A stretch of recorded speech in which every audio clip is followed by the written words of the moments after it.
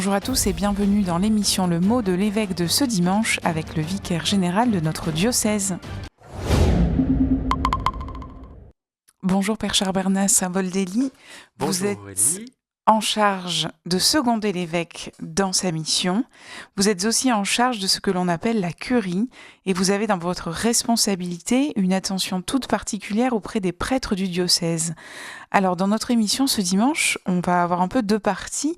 Qu'est-ce qu'une curie et quelle est votre responsabilité à l'égard des prêtres? Tout d'abord, Père, qu'est-ce qu'une curie? Alors c'est un vieux mot qui vient de notre tradition, on va dire romaine. Quand on regarde le dictionnaire, curie, c'est un mot qui était utilisé dans la Rome antique et qui voulait dire groupe d'hommes qui se réunit. Et ce mot de curie est aussi adressé à des bâtiments. C'est le lieu où se réunissait le Sénat. Donc c'est intéressant de voir cette origine. Et on connaît bien ce mot de curie, notamment avec la fameuse curie romaine, dont on entend souvent parler dans les médias. Et quand on va regarder de plus près, là aussi, on a une belle définition dans le site de la Conférence des évêques de France. Il est dit, la curie romaine, c'est l'ensemble d'organismes, congrégations, conseils et offices divers, appelés dicastères, et chargés d'assister le pape dans le gouvernement de l'Église. Et cette fameuse curie romaine a été réorganisée par le pape Paul VI après le Concile Vatican II. Et on sait que aussi actuellement, le pape François y travaille. Donc c'est le mot de curie romaine. Et à notre niveau, au niveau du diocèse, donc de ce territoire qui est confié à notre évêque, qui a la charge de conduire le peuple de Dieu qui est sur ce diocèse, sur ce territoire, il y a une curie diocésaine. Et alors là, on lit dans le droit canon, l'évêque diocésain doit veiller à ce que toutes les affaires qui concernent l'administration du diocèse tout entier soient convenablement coordonnées et organisées afin d'assurer le mieux possible le bien de la portion du peuple de Dieu qui lui est confiée. Donc voilà, c'est l'évêque qui est responsable en soi du bien du diocèse, et donc c'est lui euh, le premier responsable de la curie diocésaine. Mais, rajoute le canon, il peut être opportun qu'un modérateur de la curie soit nommé, c'est toujours un prêtre. Il revient à ce dernier, sous l'autorité de l'évêque, de coordonner ce qui touche la conduite des affaires administratives et de veiller aussi à ce que les autres membres de la curie accomplissent convenablement l'office qui leur est confié. Voilà la belle définition.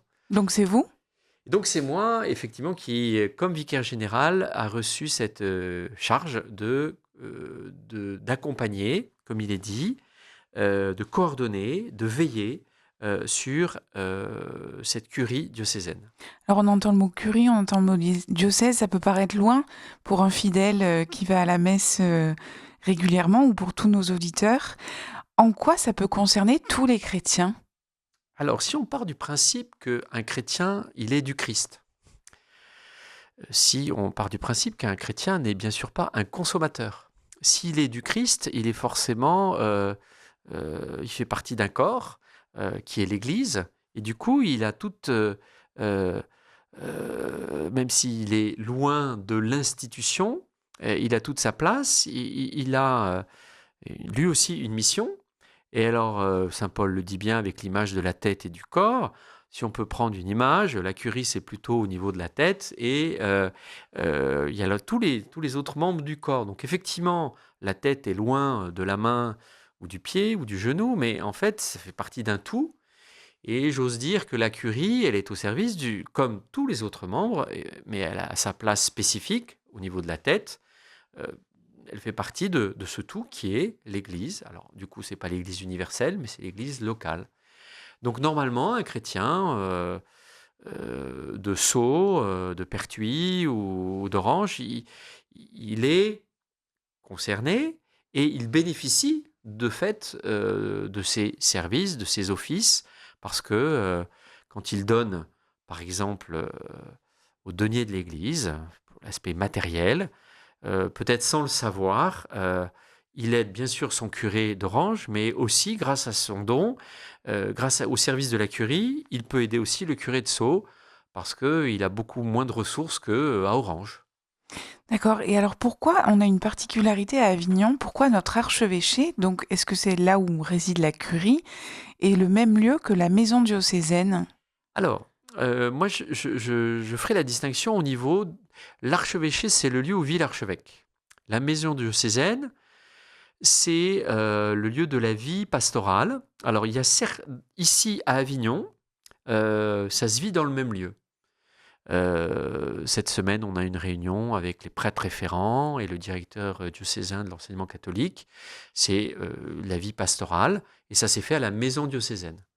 Et donc, c'était dans une des salles de la maison diocésaine. Mais dans cette même grande maison, il y a effectivement l'archevêché, là où vit l'évêque, et où il y a la curie. Donc, je distinguerai de cette manière-là. L'archevêché, c'est le lieu où vit l'évêque et où sont ses proches collaborateurs. Et la maison diocésaine, c'est la maison qui est ouverte, plus large, et qui accueille les mouvements, les services qui peuvent y venir et qui sont les bienvenus. Je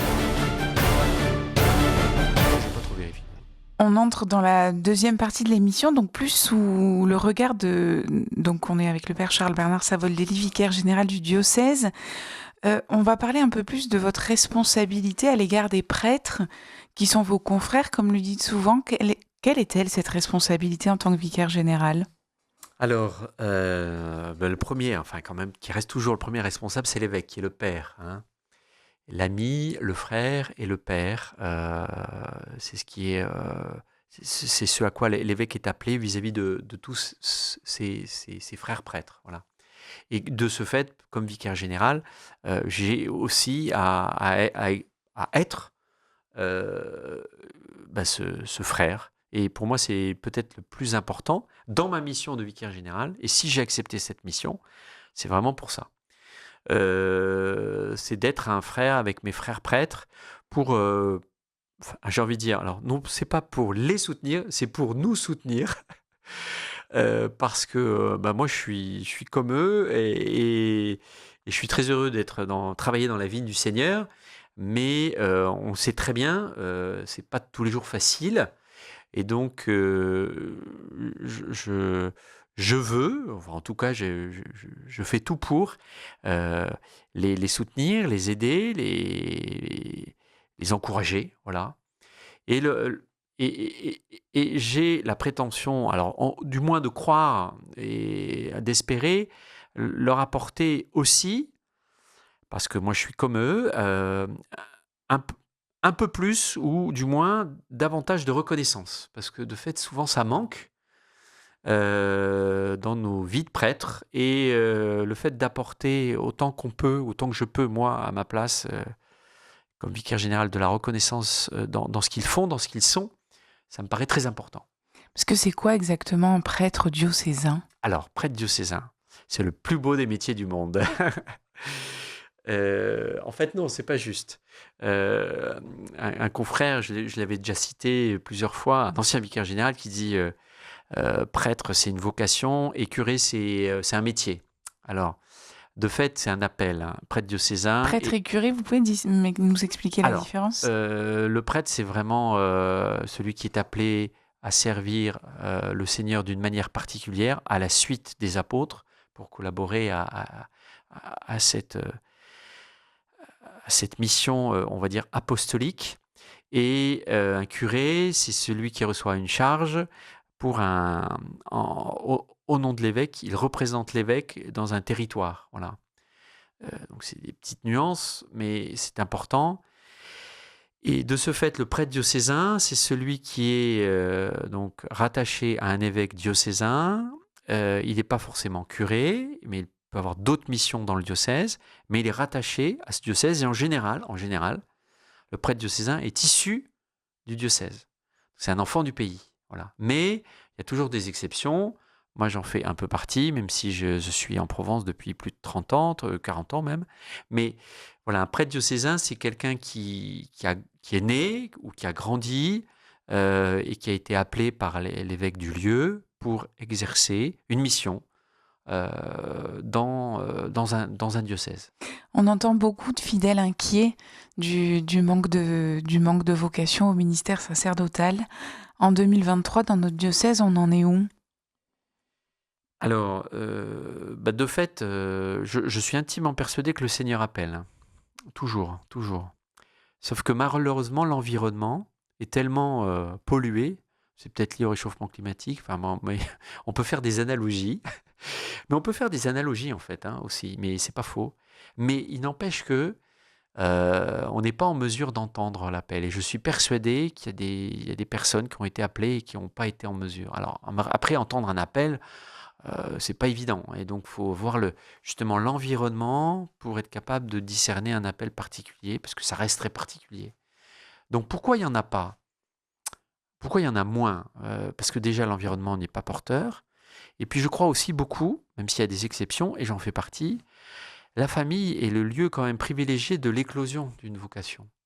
Et alors, je ne dis pas qu'il y a moins de familles chrétiennes, catholiques, mais il n'empêche que c'est souvent naturellement dans un environnement porteur qu'une vocation peut plus facilement éclore. Et comme il y a numériquement moins de familles chrétiennes, catholiques, pratiquantes, mathématiquement, l'appel se fait moins facilement entendre. Il y a des exceptions, j'en fais partie, et Dieu peut quand même appeler, parce qu'il est libre, mais j'ai envie de dire, c'est plus facile quand l'environnement est plus porteur. Il y a l'environnement familial, mais il y a aussi l'environnement de l'Église. Le cardinal Bustillo, à l'issue de l'assemblée plénière qui a eu lieu à Lourdes il y a maintenant déjà 2 semaines, évoquait à la conférence de presse qu'il y avait eu déjà une mission au sein de l'Église pour la purifier et pouvoir accueillir de nouvelles vies. Donc, est-ce qu'il y a l'environnement familial, le monde sociétal dans lequel on est, mais il y a la structure même de l'Église qui n'était peut-être plus en capacité de recevoir et d'accompagner ces appels?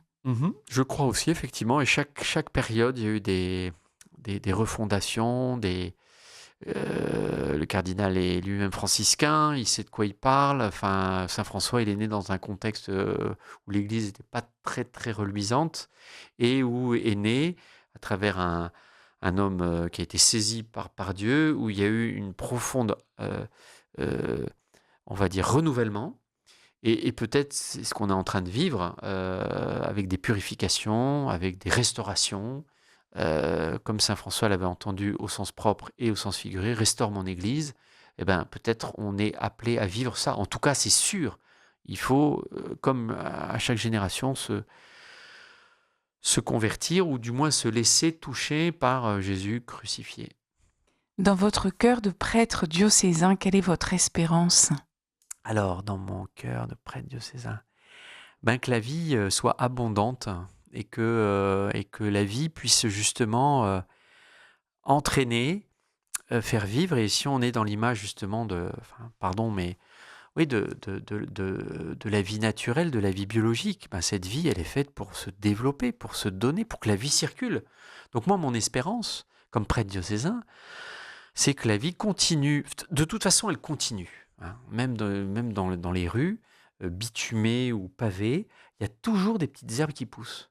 Donc mon espérance, elle dit, de toute façon, la nature, elle est toujours plus forte, ou en tout cas, elle reprend toujours vie. Et mon espérance, elle est là. Donc la vie l'emportera toujours. Père Charles-Bernard Savoldelli, merci beaucoup. Merci Aurélie. Merci à tous de nous avoir suivis. Vous pouvez retrouver cette émission sur le site rcf.fr et sur la web télé du diocèse d'Avignon.